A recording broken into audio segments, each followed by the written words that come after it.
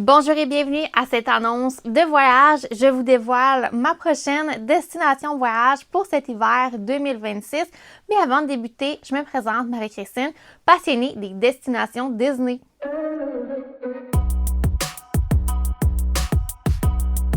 Alors, c'est officiel, Marie-Christine va tester les croisières Disney de la Disney Cruise Line pour la toute première fois. C'est ma première croisière à vie et j'ai vraiment très hâte de documenter ce processus avec vous. Et aujourd'hui, je vous dévoile le coût de ce voyage et les préparatifs avant croisière. Donc, on inclut vraiment la portion réservation, à quoi on peut s'en tirer avec la Disney Cruise Line. Donc, pour ma part, mon voyage a lieu du 22 au 26 janvier 2026 pour une croisière de 3 nuits. Donc, je suis allée avec une croisière plus courte pour ma première expérience puisque je n'ai aucune idée si j'ai le mal de mer ou quoi que ce soit, si je vais aimer ce genre d'expérience ou non. Et là, je vous dévoile les trucs que j'ai réservés pour cette croisière. Donc, qu'est-ce que j'ai fait pour planifier ce voyage? Donc, premièrement, j'ai la première nuit d'hôtel. Donc, on va arriver une nuit avant le début de la croisière pour au cas où, avec le billet d'avion, tout ça. C'est toujours mieux avant une croisière d'arriver la veille de la croisière et non le jour même, au cas qu'il y ait des annulations de vol, des modifications ou quoi que ce soit. Donc, pour ma part, le 22 janvier, je vais séjourner au Spring Hill Suites Fort Lauderdale Airport et le coût de cette nuit est de 223 US. Par contre, je ne vais pas payer pour cette nuit puisque je vais utiliser mes points Marriott qui est environ 35 000 points en échange d'une nuit gratuite. Donc, j'ai quand même une économie assez importante et le petit déjeuner est compris à cet hôtel qui était un des facteurs décisionnels pourquoi j'ai choisi cet hôtel. Également, il est super bien situé. Il y a beaucoup de services autour, donc on a un centre commercial pour aller magasiner, faire un peu de shopping.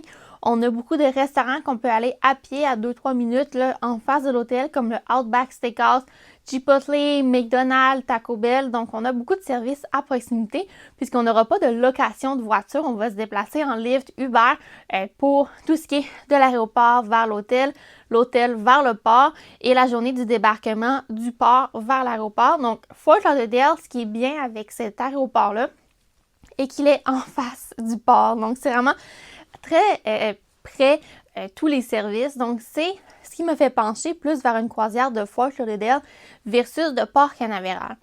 Si j'avais pris une croisière de Port Canaveral, j'aurais sûrement logé la veille du départ dans un hôtel Disney et là, la navette pour se rendre au port, elle est quand même dispendieuse. On parle d'environ 150 US par personne de l'hôtel Disney vers le port et au retour du port vers l'aéroport. Donc, pour ma part, pour une première croisière, je voulais vraiment pas trop dépenser. Je voulais vraiment voir pour le prix, est-ce que je trouve ça intéressant pour en refaire? Et côté logistique, je trouvais que de partir de le Fort Lauderdale m'offrait la combinaison d'un prix plus intéressant pour une croisière, donc le rabais était plus intéressant. Également, j'économisais ici et là sur beaucoup de trucs tels que la navette pour se rendre au port. Donc, ma croisière est du 23 au 26 janvier. J'ai réservé le Disney Dream, qui est un des navires un peu plus vieux de la Disney Cruise Line, mais quand même bien entretenu. J'ai pris une cabine de catégorie 11A et j'ai pris une cabine intérieure avec hublot magique. Là, vous allez peut-être rire de moi, mais mes seules opportunités de faire un hublot magique dans ma vie sont sur le Disney Dream ou le Disney Fantasy. Ce n'est pas offert sur d'autres navires de la Disney Cruise Line. Donc, c'est une cabine intérieure sans fenêtre, sans balcon, mais on a un hublot magique avec des personnages Disney et des interactions au travers de la journée. Donc, c'est quelque chose qui m'intéressait. Donc, le prix était quand même assez intéressant. Pour deux personnes, c'est revenu à 1430 et 10 US. Et là, j'ai eu un bon rabais. J'ai eu environ entre 25 et 35 pour cette croisière-ci de rabais. Ça revient environ à 524 et 25 US par personne. On a les frais de port et les taxes qui sont 286 et 40 et nous, on a prépayé pour nos pourboires qui est 96 US. Donc, en canadien, ça revient environ à 1000 canadiens chacune puisqu'on va être deux pour ce voyage-ci pour une croisière de 3 nuits. Et ce qui est le fun avec les croisières Disney, c'est que beaucoup de choses sont incluses comme nos breuvages en fontaine. On a également tout ce qui est buffet, restaurant, c'est inclus. On a des restaurants avec service à la table le soir. On a beaucoup d'activités à bord du navire. Donc, pour le prix, je trouve ça quand même raisonnable. Une moyenne de 300 $ canadiens par nuit. Si je compare à un voyage Disney, pour avoir ce prix, je devrais dormir dans un hostel, prendre un billet de parc thématique, mais je pourrais pas manger dans ma journée avec le taux de change. Donc là, on est quand même dans un tarif raisonnable, je trouve, pour tester la Disney Cruise Line et voir si ça en vaut vraiment la peine. Donc, pour le vol d'avion, j'ai pris Air Canada, donc du 22 au 26 janvier. On va partir de Québec, escale à Montréal et ensuite arriver à Fort Lauderdale. Pour 2 personnes, c'était 1240 et 4, donc 620 et 2 Canadiens par personne et ça comprend billets modifiables, choix de siège, sac à dos, carry-on et valise enregistrée. Donc la totale, je trouve que c'est un prix très intéressant et je voulais absolument une valise enregistrée pour faire une croisière, même si elle est de 3 nuits. J'aurais pu m'en tirer avec seulement un carry-on, mais ce qui est particulier en croisière est qu'on a beaucoup de changements de outfit en journée. Donc, on débute la journée avec un outfit, on va à la piscine, on a un nouveau outfit, on va au restaurant, on a un nouveau outfit. Il fait un petit peu plus frais, on a besoin d'un Spirit Jersey, etc., etc. Donc, je me suis dit, pourquoi ne pas avoir une valise enregistrée et apporter tout ce que j'ai de besoin. Si je veux 3 paires de souliers, je vais apporter 3 paires de souliers. Donc là, on n'a pas la gestion d'espace, mais peut-être au retour, je vais avoir de la difficulté à ramener mes souvenirs puisque j'ai déjà quelques items en vue et que je vais pouvoir vous présenter en retour de voyage qu'est-ce que j'ai acheté comme souvenir. On est à 1622 $ canadiens.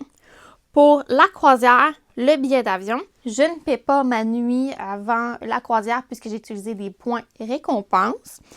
Et il va me rester à payer mes restaurants la journée du 22.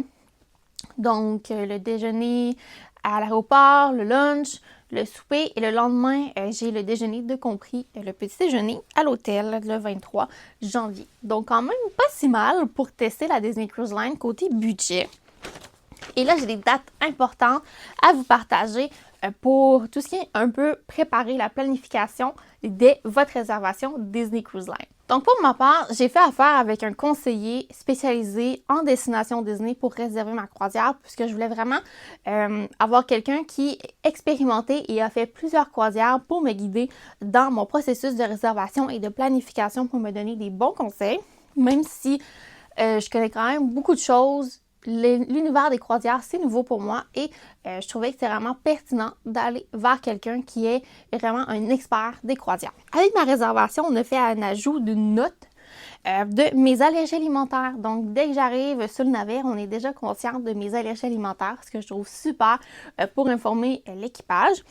Et également, j'ai eu la chance, puisque j'ai réservé ma croisière quand même dernière minute. Il y a beaucoup de personnes qui vont réserver une croisière parfois un an et demi d'avance. Pour ma part, c'était pas du tout le cas et je vais y revenir. Mais j'étais capable d'avoir le premier service du repas à 5h45 au lieu de, je crois que le deuxième service, c'est vers 20h. Donc, j'étais vraiment contente puisque nous, on est des gens qui mangent quand même plus tôt dans la vie. Alors, ça faisait quelque chose qu'on préférait, même si on sait que le premier service, il y a plus d'enfants que le deuxième service. Pour moi, c'était pas important, je voulais manger alors que j'ai faim.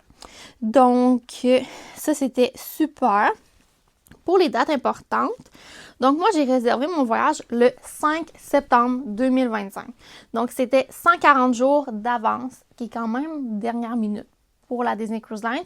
Mais c'est souvent vers ces dates-là que les meilleurs tarifs vont sortir pour les restants de cabines sur les navires afin de les offrir à un tarif préférentiel pour que le navire se remplisse le plus possible. Donc, à 90 jours avant le début de la croisière, j'ai payé la totalité de ma croisière. Donc, à 140 jours d'avance, j'ai donné qu'un dépôt qui était une centaine de dollars pour ma part. Et 90 jours avant la croisière, j'ai payé la totalité. À 75 jours avant le début de ma croisière, je pouvais réserver mes excursions. Par contre, pour ma part, puisque c'est une croisière de 3 nuits, c'est très court, on n'a pas opté de réserver des activités. Donc, on a une journée où est-ce qu'on va s'arrêter à Disney Lookout Key at Lighthouse Point, donc l'île privée de Disney.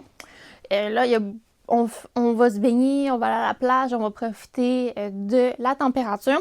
Donc, pas besoin d'excursion pour nous. Et l'autre journée, on arrête à Nassau. Pour notre part, ça va être notre journée de découverte du navire qu'on a choisi. Donc, on va se promener dans le navire, en profiter au maximum. Donc, non plus, on n'a pas réservé d'excursion pour débarquer du navire, bien qu'on aurait pu. Et à 30 jours avant le début de la croisière, c'est la journée du check-in, donc l'enregistrement en ligne, où est-ce qu'on communique nos informations en vue de notre arrivée sur le navire. Et ensuite, le jour de l'embarquement, on a également un questionnaire de santé qu'on doit répondre avant d'embarquer sur le navire. Dans les dates importantes pour les excursions, c'est selon votre statut Castaway Club ou bien la catégorie de cabine que vous avez réservée. Le Castaway Club, c'est le club de fidélité des croisières Disney et c'est selon le nombre de croisières que vous avez fait. Vous avez quelques avantages pour réserver certains trucs d'avance. Donc, par exemple, les gens qui ont une cabine catégorie concierge avec un genre de club level, c'est 130 jours d'avance, ils peuvent réserver leurs excursions. Les gens qui sont de catégorie Pearl, Castaway Pearl, c'est 123 jours d'avance. Donc, eux, ils ont fait au moins 25 croisières Disney pour avoir ce statut. On a également le statut Platinum. C'est 120 jours d'avance. Ils peuvent réserver les excursions. Et eux doivent avoir fait 10 croisières Disney. On a la catégorie Gold. Donc, 105 jours d'avance. Eux doivent avoir fait 5 croisières Disney. Catégorie Silver, c'est 90 jours d'avance. Il faut faire au moins une croisière Disney. Et moi, première croisière, c'est 75 jours d'avance pour réserver les excursions. Et ça peut changer. Là. Donc, informez-vous sur le site web de la Disney Cruise Line pour les détails des journées selon les statuts Castaway Club. Pour ce qui est de la planification, nous, pour notre part, on n'a pas réservé d'excursion, comme je vous ai expliqué, puisqu'on veut profiter au maximum du navire. Donc, la première croisière Disney de Marie-Christine est une croisière découverte. Alors moi, ça va être beaucoup de voir, est-ce que ce que j'ai entendu sur la Disney Cruise Line, je trouve que c'est vrai ou faux? Quelles sont mes premières impressions pour une première fois sur la croisière Disney? Est-ce que j'aime la cabine d'un navire un peu plus vieux? Est-ce que c'est bien entretenu?